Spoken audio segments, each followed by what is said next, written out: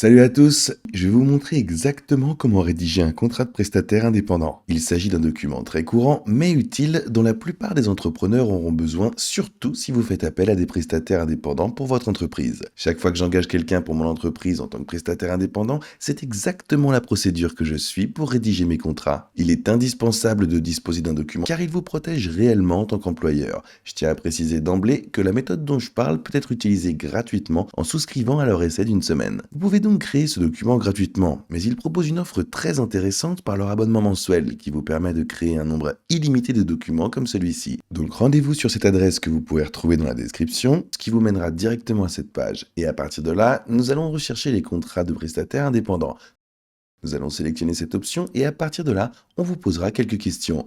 J'ai essayé de trouver des formulaires gratuits en ligne et je dois dire que c'est vraiment très difficile. En plus, la plupart de ceux qu'on trouve ne sont vraiment pas d'une très bonne qualité. Et comme il s'agit d'un aspect très important de votre activité d'avoir un contrat de ce type, je vous recommande vivement, surtout si vous embauchez plusieurs personnes, de vous inscrire sur l'Audipot. C'est vraiment très bon marché et vous pouvez créer des formulaires comme celui-ci quand vous le souhaitez. La première question est donc, quel type de service le prestataire va-t-il fournir? Pour tous ceux qui regardent cette vidéo, cela variera d'un cas à l'autre. Il suffit donc d'adapter ce contrat à votre activité spécifique. Mais disons que nous travaillons dans le domaine administratif et le bureau. Ensuite, on vous demandera votre lieu de résidence et vous devrez donc choisir l'état dans lequel vous vous trouvez. Je suis en Californie, je vais donc sélectionner Californie, cliquer sur enregistrer et continuer. On vous demandera la durée, plus précisément la date à laquelle le contrat prendra fin. On va laisser ça tel quel pour l'instant et cliquer sur enregistrer et continuer. On peut préciser la nature des tâches pour lesquelles le prestataire est engagé. Je peux le faire dans un document joint ou je peux simplement décrire ce service maintenant. Imaginons que j'engage un assistant virtuel. Vous pouvez entrer plus de détails si vous le souhaitez et imaginons que je veuille qu'il compile les données du projet X. Ajoutez-en autant que vous le souhaitez et après on pourra cliquer sur enregistrer et continuer. Ensuite, je vais sélectionner les coordonnées du prestataire, s'il s'agit d'un particulier, d'une société ou d'une organisation. Si c'est une personne, nous indiquerons son nom ici. Je vais simplement indiquer mon nom ainsi que son adresse. Ensuite, je clique sur enregistrer et on me demandera alors qui engage le prestataire. Donc nous sélectionnerons la personne physique ou morale qui s'en charge. Disons que c'est la société Charlie Cheng. Je saisis l'adresse, j'enregistre, je continue et je vous recommande vivement de remplir tous ces champs. Vous pourrez les ignorer, mais c'est mieux si les informations sont plus précises. Ici, on pourra ajouter les détails de facturation. Donc si vous souhaitez appliquer un tarif forfaitaire ou un taux horaire, disons que je suis payé 20 $ de l'heure hors taxe, puis enregistrer et continuer. Le système va demander s'il y a une avance, il demandera les détails de paiement. Quand le prestataire sera-t-il payé? Disons que c'est toutes les 2 semaines. Enregistrer. En cas de retard de paiement, nous pouvons modifier cela si nécessaire. Il y a un pourcentage et on pourra l'ajouter. Enregistrer et continuer. Résiliation anticipée du contrat. L'une ou l'autre des parties peut-elle résilier le contrat avant terme?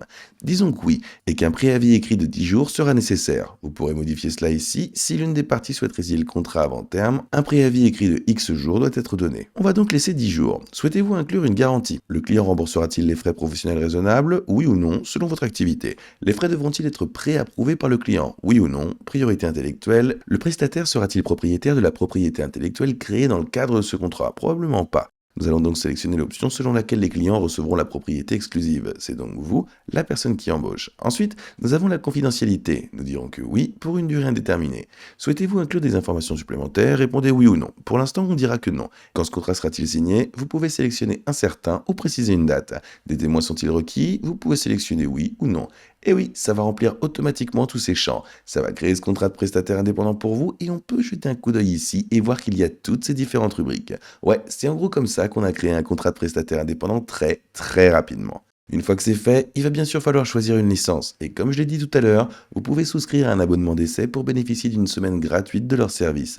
Vous pouvez créer et imprimer autant de documents que vous le souhaitez pendant cette semaine gratuite. Mais l'abonnement se renouvellera ensuite à 35 $ par mois. Vous pouvez également opter pour un paiement unique de 54 $ pour ce contrat, je ne vous le recommande pas, ou bien vous pourrez choisir un abonnement pro d'1 an pour environ 9 $ par mois, ce qui vous permettra également de créer autant de documents que nécessaire au cours de cette année. Donc choisissez l'option qui vous convient le mieux, puis vous pourrez exporter et télécharger ce formulaire. À partir de là, je vous recommande d'utiliser un outil comme PDF Escape ou DocuSign, ou bien vous pouvez simplement l'imprimer et le faire signer à la main. Mais vous savez, je ne recommande pas cette solution. Et une fois que le contrat a été signé par les deux parties, je vous conseille d'en faire une copie, d'en remettre une au prestataire et d'en conserver une pour vos propres archives. Encore une fois, si vous faites appel à des prestataires indépendants, je vous recommande vivement de disposer de formulaires et de contrats de ce type. Ça vous protégera considérablement en cas de problème.